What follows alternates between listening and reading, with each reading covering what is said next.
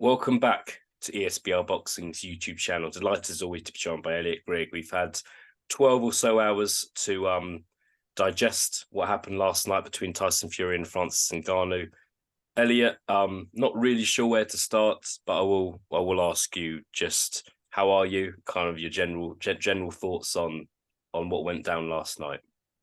Yeah, I think, I suppose if we're going to take the sort of biological metaphor analogy, I'm still suffering from a bit of indigestion, mate, to be perfectly honest with you, after what happened last night. I thought, look, I think as a spectacle, actually, to be honest with you, let's talk about the actual spectacle. I think as a spectacle and the sort of theatrics and everything, they've really sort of come on in that region for putting on an event from what we've seen previous events.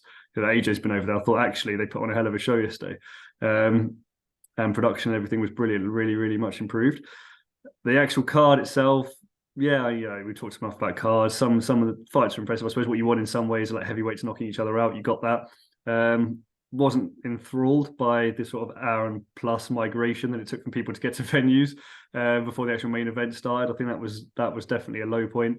But yeah, I mean, the fight itself didn't really touch fire in many ways, did it? I think that people were expecting. I mean, obviously Ngannou put Fury down, but I've seen a lot. To be honest with me, the most interesting thing has been the post-fight reaction. We've seen a lot of us with people with different vested interests, from the UFC to boxing to other rival promoters, and it's just a kind of shit rain of nonsense coming from so many different sort of avenues that no one seems to. There's seems to be very few voices just kind of objectively talking about it, fairly or honestly, rather than without promoting something or trying to diminish something else. So for me, the post-fight's been almost more interesting than the actual fight itself.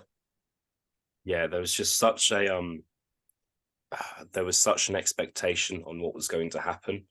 And I think if you had said to many people that Fury was going to drop a round, I'm not sure many people would have believed you, let alone been knocked down, let alone kind of very nearly lost the fight. Fury kind of knocked down in round 3 and won a split decision on the scorecards. One judge did have Ngannou winning over 10 rounds against Tyson Fury, which is an incredible thing to say. What was going through your mind when that knockdown happened, Elliot? It was such a moment where I'm sure people's mouths just kind of dropped when it happened. What was going through your mind? Two things. Firstly, I think about. Firstly, I was obviously a bit shocked about what we were witnessing. But secondly, I kind of then started to move quickly into wondering whether this was all kind of some sort of pre-planned choreography and that Fury would get out basically and stop him and to sort of create a spectacle. I was almost refusing to believe that a man in his first pro boxing fight, despite obviously being a decorated, UFC champion, was knocking down, what I consider at the moment to be the best pound-for-pound heavyweight fighter in the world. So yeah, I was refusing to kind of accept it on that level. But equally, I have to give him respect. If it was a genuine, I'm still in the mindset of like how much of this was yesterday was genuine, as in the sense that the result itself. Like, I thought it was a close fight. Don't get me wrong. I don't think it was necessarily a huge robbery. I could have easily, if Ngannou would have won, I'd have been happy with that as well. But it's that sense of I thought it was closer than a lot of people tend to be saying. Fury didn't really get going, but yeah, when that knockdown happened, I was kind of astounded, but wondered whether there was some sort of WWE pantomime aspect to it at the same time. Yeah, just crazy. It was it was quite a moment.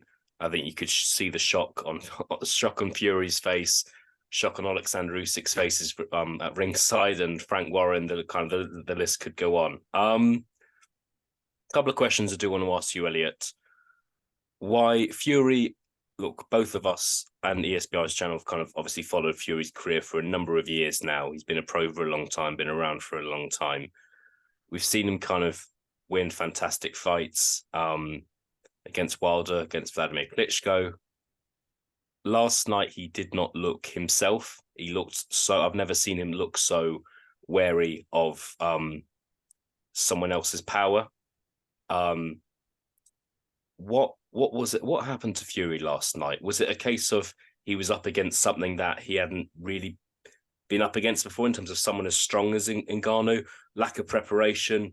What happened? I'm working on a couple of theories, and I'll run them by you. You can tell me which one you think you subscribe to most closely. I think the first one I was initially thinking of when I saw it, Fury also looked. We're used to seeing him box 12 rounds at a kind of decent pace. He looked like, you say, he didn't look like necessarily his conditioning was on point last night. He looked tired earlier in the fights than we've seen him previously. I was wondering whether he essentially overlooked Ngannou here, and essentially, you're thinking it's not a title fight; it's kind of an exhibition. We'll go in there. Like, don't get me wrong, I'm sure he prepared to some degree, but your mind is kind of probably on the fight, on the Usyk fight necessarily. You're not expecting it to to be that competitive. As you're probably part of you, it'd be odd if you weren't, I suppose, thinking, I'm a guy with 30 fights, essentially undefeated. Like you said, beating Wilder, beating Klitschko against a guy who's having his first pro boxing fight here. I probably don't have to necessarily get out of first or second gear. So maybe there's an element of that, and that kind of crept into training. Or maybe there's a part of that where I remember you talked about this off air, so I know you probably are going to agree with this bit here, but that point where he said, I also think he may have taken this fight as a kind of preparation for Usyk, as almost like this is a way to make money, a way to raise your profile, essentially keep busy, but equally just have it as a kind of part of your training camp, essentially, before you go into full ball Usyk prep. There's another one which I've seen where people were saying, like maybe Fury isn't necessarily, this is more conspiracy theory, but doesn't necessarily want to fight Usyk that much. And if he gets, cut or he gets put down or there's some sort of concussion involved, that he can delay that fight possibly to next year or try and get out of it in some way. I personally subscribe to the overlooking him, but also with that aspect of maybe thinking I've got to carry this fight a bit. You're sitting there thinking I can't really go in there and blast him early, but we'll do a certain number of rounds and then I'll either stop him or we'll go to points. And then kind of realizing quite quickly that wasn't necessarily how the fight was going to play out. And actually, this was actually quite serious. So I just felt like Fury took it lightly, was kind of shocked at I suppose, what happened to him or what was happening in the fight. And then as a reaction, kind of didn't panic as such, but you could tell that there was anxiety there, wasn't there? Like you said, ringside, in the ring as well. So I think, there was a kind of shock factor at kind of not even necessarily how competent Ngannou was, because he wasn't like, I don't think, don't get me wrong, he was decent, but I don't necessarily think he was also levels above what we thought he would necessarily be either. It was more like, it was a combination of him being kind of competent and Fury just being below what you expect Fury to be. They kind of made it a lot closer than it really should have been. So I think there's an element of complacency there, definitely.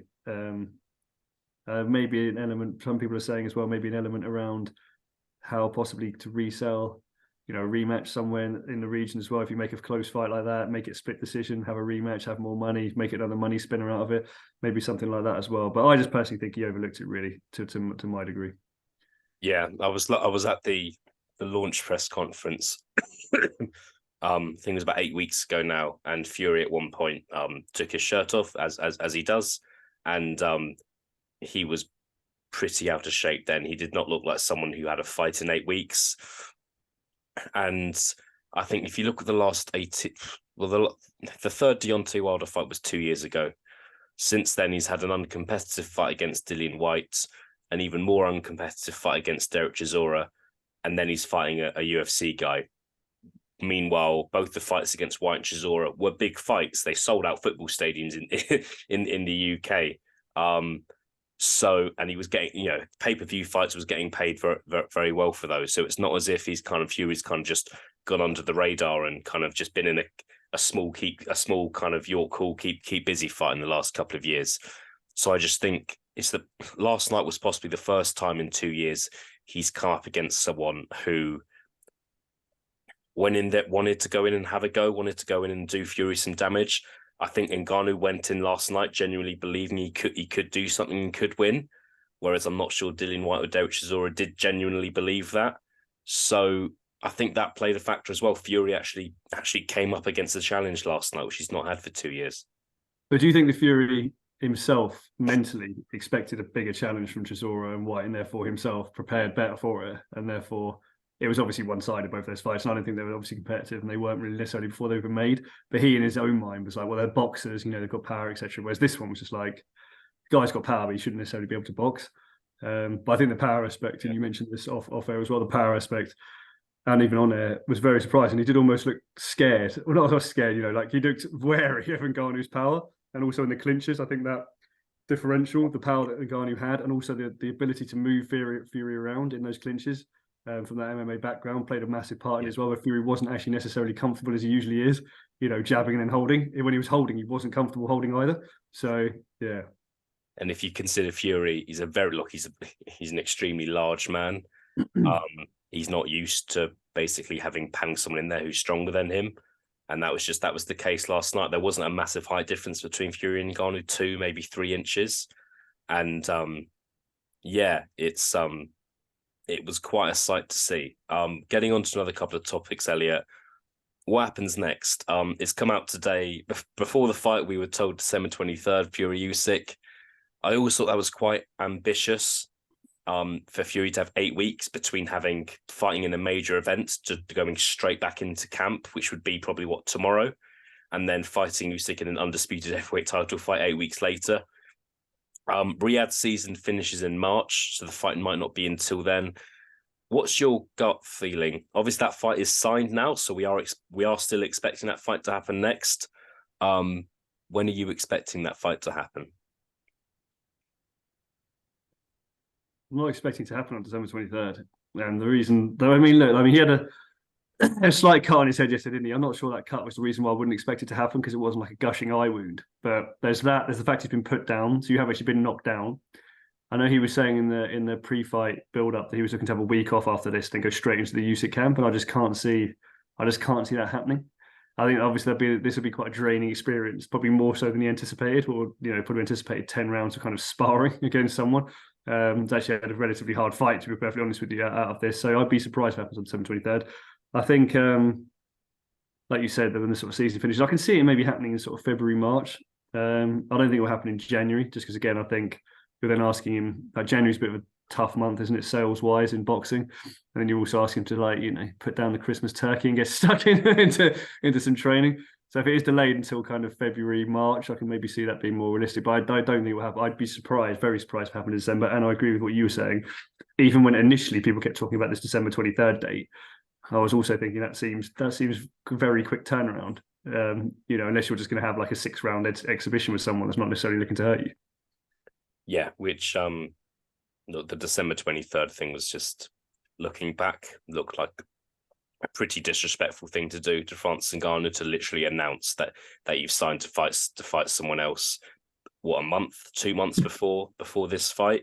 I agree with you. By the way, I think it will happen in March. To be honest, I think Fury will want some downtime, some time to kind of maybe just accept and digest what's just happened. I think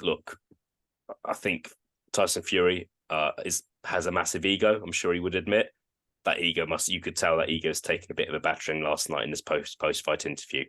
Final question for me to you, Elliot. How do you now feel about Tyson Fury against Alexander Usyk? Some people might have changed their minds. Some people might ask what happens with Fury now. I don't want to say how does he. Yeah, I will say it. How does he recover from kind of nearly losing to Francis Ngannou? Some people will be asking that question. What are your thoughts on, assuming that is the fight we are going to see next? What are your thoughts on that fight now?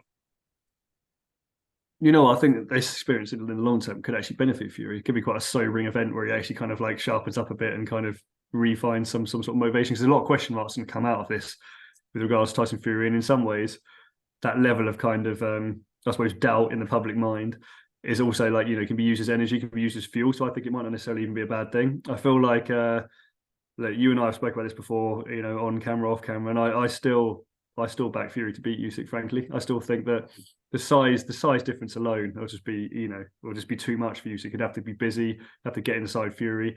And I just feel like if Fury's fitter and conditioned, he's still got all the attributes to beat Ngannou. I know I've seen some people to go to extreme levels on the boxing media lads on the socials, but also guys that actually work and are salaried in boxing media, essentially, coming out with their sort of post-fight analysis and essentially, writing Tyson Fury off here, essentially saying that, he was always overrated and et cetera, and he's struggled with various opponents. But I don't subscribe to that, frankly. Everyone has a bad night. Saw Navarrete have a bad night, didn't we? You've seen guys across different divisions have bad nights. And, for whatever reason, personal reasons, professional reasons, injuries, whatever we've seen that before. And then people bounce back. So I don't think he's finished. I still back him to beat Usyk, frankly, when it happens, based purely on the fact that he's just got size that Usyk won't be able to count. I'm not necessarily saying he's a better boxer than Usyk, but I think the difference in boxing ability is so marginal it won't overcome the physical differences between the two men. Great stuff. Sure, we could go on, but we'll end it there. Elliot Grigg, been great to digest what happened last night between Tyson Fury and Francis Ngannou. I will speak to you again soon. We will see what else happens in the next 2-3 days, the weeks, in terms of the aftermath, and I will speak to you again soon. Brilliant. Thank you very much. And again, as always, guys, thank you very much for watching.